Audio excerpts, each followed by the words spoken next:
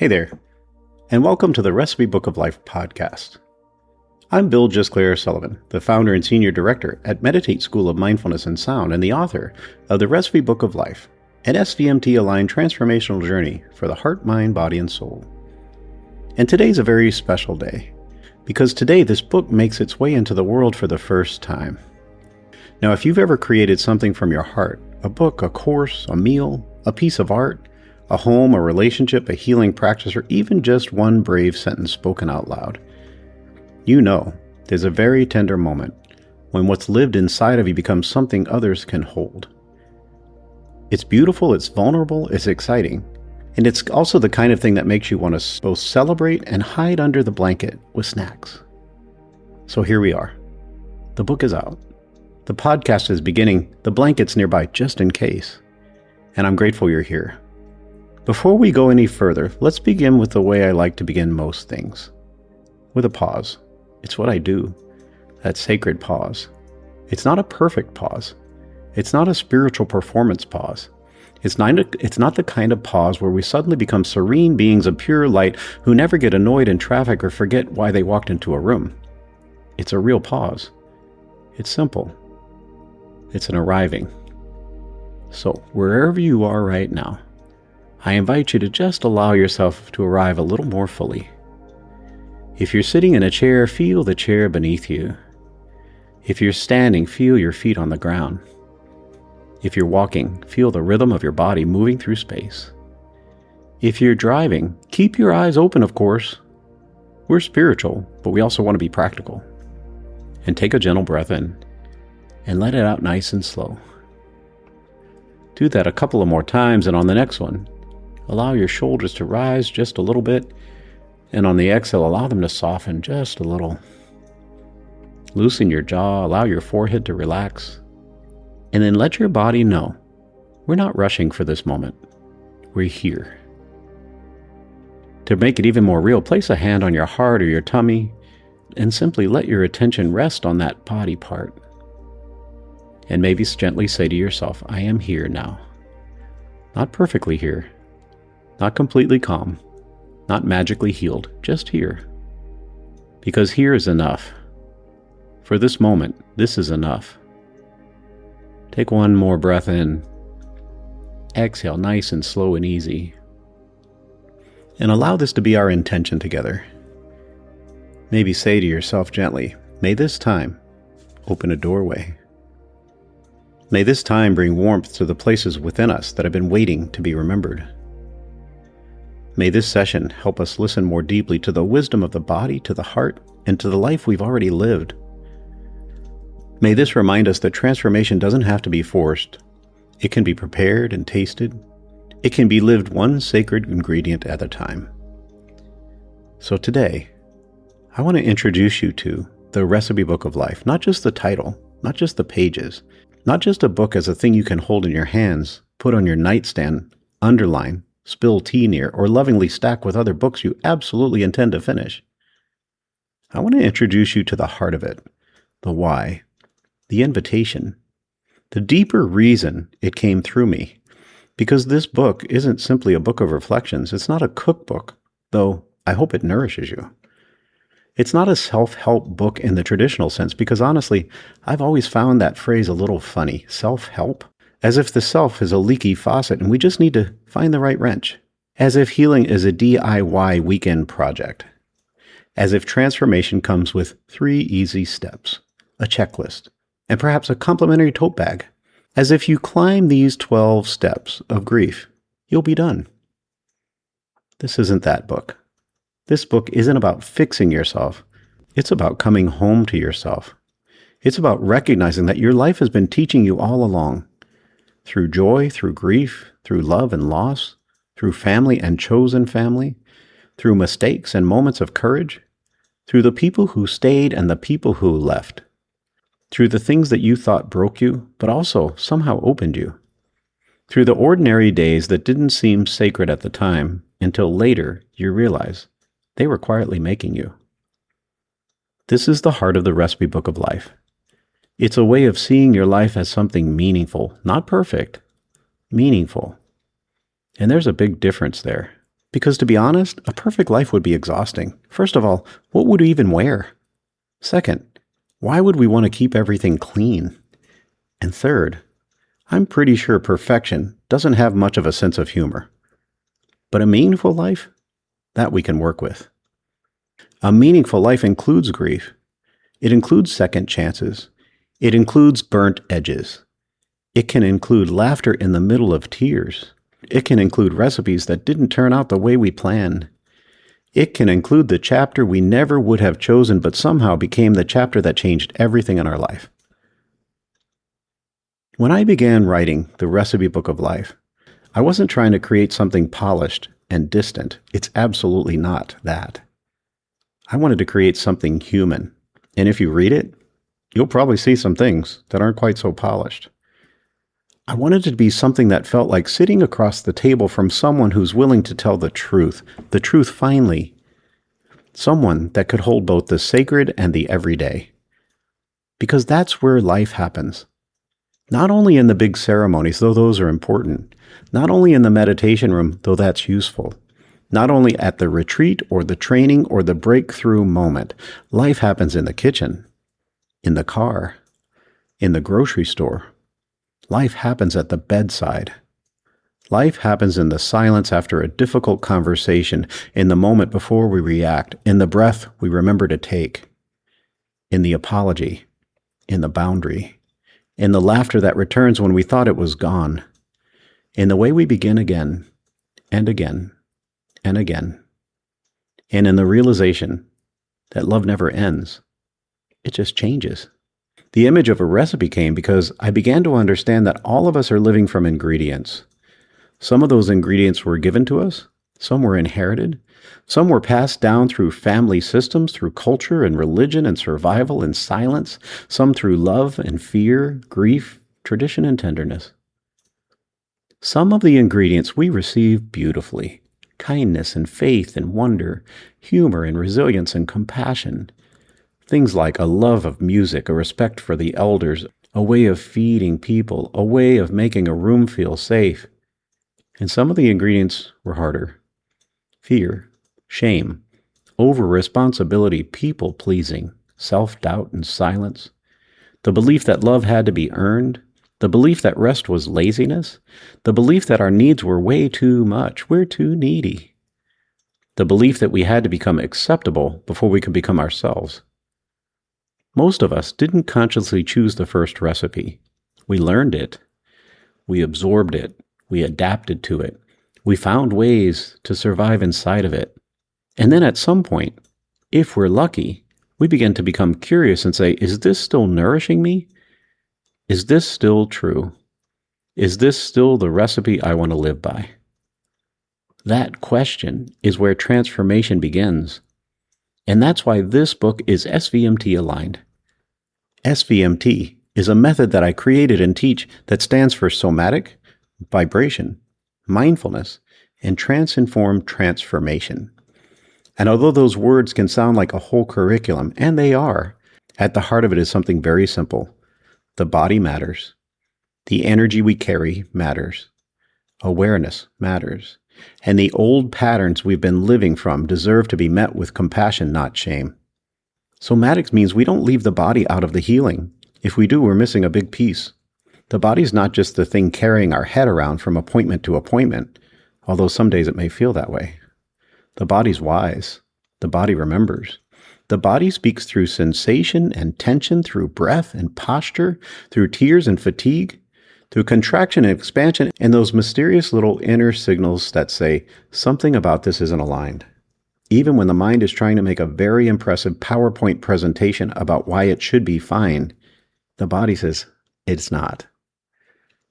Vibrational means we recognize that everything has a quality of resonance. A room has a feeling. A person has a presence. A word has a tone. A memory can change the atmosphere inside of us. A song can bring us back to ourselves or back to someone else. A voice can soothe the nervous system. A harsh sentence can live in the body for years. A phrase can take us back to when we were 6 years old. And love, real love, has a vibration we recognize before we can ever explain it. Mindfulness means we practice awareness, not judgment, awareness. We learn to notice what's happening while it's happening. We learn to pause before reacting. We learn to become intimate with the present moment, not because it's always comfortable, because the present moment is actually where truth lives. And then a trance-informed perspective means we understand that many of our patterns are not simply choices we're failing to improve. They're inner states. They're learned realities. They're old recipes running beneath the surface. They're beliefs that we entered so deeply that we forgot they were beliefs. Things like, I have to be strong. I can't disappoint people. If I rest, I'm falling behind. If I tell the truth, somebody's going to leave. If I'm fully myself, I'm not going to belong. These are trances. They're stories. Not because they're strange or dramatic, but because they become the lens through which we see our life. And healing begins when we start to wake up inside the pattern and realize, oh, this isn't the whole truth. This is a recipe that I learned. And maybe now I can begin doing something different. And that's what the recipe book of life is really about. It's about choice. Not the harsh kind of choice that says, just get over it. That doesn't work. Not the overly cheerful kind that says, choose happiness, be happy, as though grief is a sweater that we can take off because it doesn't match our outfit. I mean sacred choice, the kind of choice that emerges from awareness, the kind of choice that says, I can honor what shaped me without being ruled by it. I can grieve what happened without becoming only my grief. I can love people who are gone by living the love that they gave me. I can stop serving old fear at every meal. I can add more truth. I can add kindness. I can sprinkle in a bit of presence. I can offer myself a cup of rest. I can add humor. Please, let us add more humor. Because without humor, transformation can become very intense. And while I love deep work, it's what I do. I do believe that if the spiritual path makes us less kind, less human, and completely unable to laugh at ourselves, we may have taken a wrong turn somewhere near the incense. This book holds deep things. It speaks of grief. It speaks of love. It speaks of becoming. It speaks of boundaries. It speaks of memory. It speaks of the sacred pause and hope and courage, patience and forgiveness. It speaks of this big word, equanimity, and it explains what that is, and the ongoing practice of returning to ourselves. But it also carries the warmth of ordinary life, because this isn't a way of speaking over someone, because healing doesn't always look like a dramatic breakthrough. Sometimes it looks like making breakfast and not criticizing myself. Sometimes it looks like taking a breath before sending that text. Sometimes it looks like saying no without writing a 12-paragraph legal defense of my boundary. Sometimes it looks like drinking water, going to bed, and deciding not every thought after 10 p.m. deserves a committee meeting. Sometimes healing is laughing at the fact that we're still learning. Sometimes I laugh at myself and I say, man, aren't you ridiculous? Not ridiculous in a judgy way, just ridiculous. Still becoming, still trying, still human. One of the reasons I wrote this book is because I've lived long enough to know that life gives us ingredients we don't always understand at the time. When we're young, we're gathering. We gather voices, we gather memories, we gather ways of being loved. We gather the feeling of being left. We gather ways of protecting ourselves. We gather those moments of wonder and awe, and we gather wounds. We gather songs. We gather recipes. We gather the looks people gave us when we were being too much or not enough. We gather teachers who saw us and teachers who shamed us. We gather the friends who held us and the friends who left us. We gather the losses that changed the shape of our heart. And here, we begin to make meaning of those things. We begin to ask what all of this has made in us. We begin to notice what still feeds us and what no longer does. We begin to understand that a life is not just a sequence of events. It's a becoming. It's a mixing. It's a remembering. It's a recipe. It's a practice of learning what to keep and what to release, what to transform and what to bless on its way. This is why I call the themes of this book sacred ingredients. Presence is an ingredient. Grief is an ingredient that none of us really want, but it's part of our life. Courage is an ingredient. Wonder, boundaries, joy, stillness, truth. Love is the ingredient that somehow finds its way into everything, even when we thought it was gone. And here is the what's in it for me part, because I think that's a very fair question. Why should I read this? When someone picks up a book, especially a reflective or spiritual book, they're not usually asking, will this give me more information? Most of us already have plenty of information. We're drowning in information.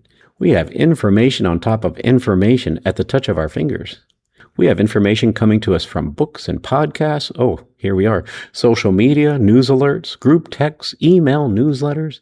And that one friend who sends articles with the subject line says, thought you'd find this interesting, which can mean anything from deeply meaningful to mildly alarming, or sometimes political. Please stop. We don't always need more information. We need integration. We need a way to live what we know. We need a way to bring wisdom into the body or recognize the wisdom that's already there. We need a way to turn insight into breath and choice, kindness and boundaries, presence and love.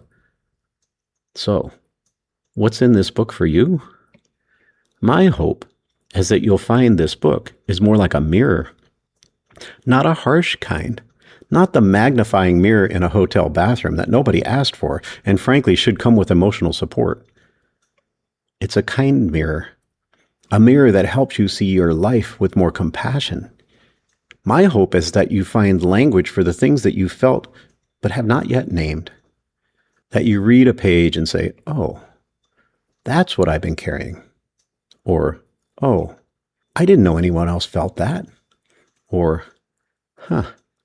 maybe I'm not broken. Maybe I've been becoming.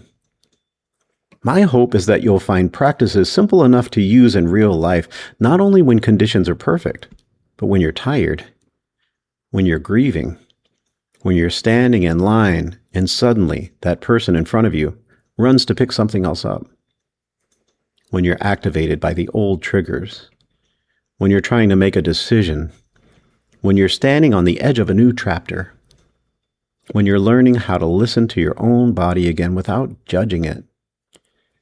My hope is that you'll find a more loving way to understand your own story because it's your story. You are the creator of your story. Because so much of our life we've been telling our life story through the voice of shame or through the voice of someone else's expectation. We narrate our past as though we should have known better. We look back at younger versions of ourselves and judge them with the awareness we only gained because they survived. This book invites another way. What if we looked back with tenderness? What if we saw the child, the teenager, the young adult? What if we saw the grieving one, the scared one, the one who stayed too long? What if we saw the one who left, the one who tried, the one who failed, and the one who began again? What if we saw them not as mistakes, but as ingredients? And we recognize that in every recipe, not every ingredient is sweet, but all can be part of the recipe of becoming. And my hope is that this book helps you reclaim authorship, not over everything that happened. We don't control all of life, but over the meaning you make of it, over the ingredients you keep choosing, over the way you relate to your own heart, over the way you practice truth and love, over the way you sit at the table of your own life and say, I belong here, this is my seat. And that may sound simple, but for many people, belonging to themselves is the work of a lifetime. And if this book helps even one person come home to themselves with more kindness, then it's done what it came to do. So how do you read the recipe book of life? You can read it from beginning to end, of course. That's allowed. It's your book. I'm not going to stop you. There will be no book police coming in and saying, wait, take your time. You're not practicing. But I also say you can read it slowly. You can open to a chapter. They don't have to be done in order. And let it meet you where you are. You can treat it like a companion that today I'm going to turn to the chapter of the sacred pause. Maybe it can be a morning reflection or an evening pause or a journal prompt. Maybe it's a conversation starter. Maybe it becomes part of a book club. That would be great. Maybe it's a hand on the shoulder, a little sacred ingredient for the day. As you move through this, some of the pages may feel light. Some of them may touch something tender. Some may ask you to pause. Some may make you smile. Some may quietly rearrange a chair beside you. Let it be a living relationship, not a task. Something you can come back over and over to. Not another thing to accomplish. We have enough of those. Not another self-help book to get to the top and suddenly you're there. Let it be a place to return. And that's how I imagine this podcast too. Because I'm going to continue to create them week after week after week. Let this be a place to return to. Each episode of this podcast is going to explore a sacred ingredient, a teaching, a story, or a practice from the world of this book and the books beyond. Some episodes may be reflective, some will be practical, some will be deeply personal, and some may just be curious to you. Some will probably include me laughing at the strange and beautiful ways that we humans try to heal while also forgetting, where did I put my glasses? We'll talk about presence and sacred pauses and hope and courage. We'll share the journey of grief. We'll talk about forgiveness and boundaries and love and truth and equanimity and joy and laughter. We'll talk about the ridiculousness of the world and the world we're living in, and we'll talk about the beauty of it. We'll talk about awe and memory, this amazing body, the nervous system, the stories we inherit, the recipes we revise, and the way life keeps inviting us back to what matters. Oh, there it is again. And through it all, we'll return to this. Love is the way. Truth is the path. And to me, that's not just a phrase. It's a compass. Because I can be wholeheartedly honest and say for decades of my life, truth was so far from a reality of my life. Love was there. But some of that love didn't contain truth. When I put those things together, then I started seeing that love is the way, but truth is the path. The compass of that phrase says love reminds us to soften and truth reminds us to be honest. Love keeps truth from becoming cruel and truth keeps love from becoming self-abandonment. Together, they help us walk the path of transformation with both tenderness and courage. So on this release day, I want to say thank you. Thank you to everyone who's been part of this journey. Thank you to the teachers and friends, the family and students, my clients and my mentors, and the loved ones who have shaped the recipe book of my life. Thank you to all those people, and I mean there are so many, who are no longer alive today, but are still at the table of my life. Thank you to the people whose stories live between those lines. Thank you to the school, to the community, to every person who's trusted me to sit with them in moments of transformation. And thank you to you, the listener, the reader, the fellow human, walking your own spiral. I don't believe you found this by accident. I don't think I just suddenly popped up in your life, although, maybe. Maybe something in you's ready. Maybe you're ready to listen. Maybe not at this moment. Maybe later. Maybe you're ready to soften. Maybe you're ready to remember the truth. Maybe you're ready to stop treating your life as a problem and begin honoring it as a sacred recipe still unfolding, because life isn't a problem, although there are problems in life. Maybe you'll realize that you are ready. Before we close, let's take one more small pause together. Take that breath in and let it out. Place a hand somewhere on your body that feels right. And as you breathe, I invite you to ask yourself, what ingredient is life asking you to add right now? Not forever, not for the next 10 years, just now. Is it presence or rest? Is it courage? Is it readiness? Is it compassion? Is it curiosity? Is it truth or patience or joy? Is it a new boundary? Is it a little bit of humor? Maybe the ingredient is simply beginning again. Because we've done that so many times. Why not one more time? Let whatever word comes be enough. So here's the question again. What ingredient is life asking you to add right now? And just listen for one breath.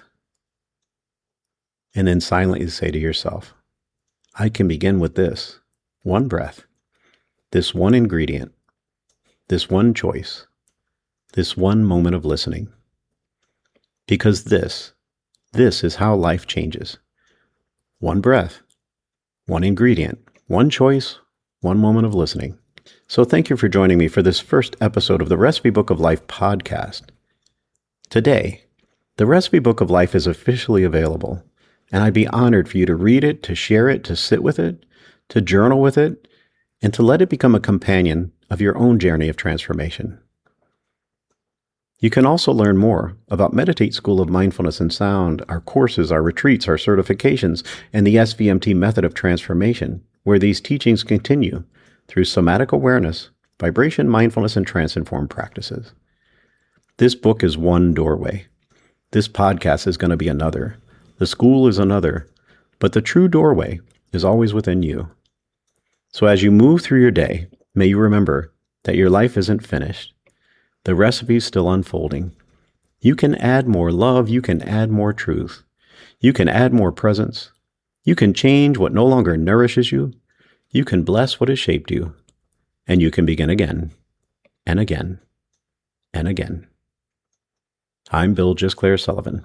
It's been my honor to hold space with you. Always remember, love is the way, truth is the path, and the recipe is still unfolding. So I look forward to seeing you next time.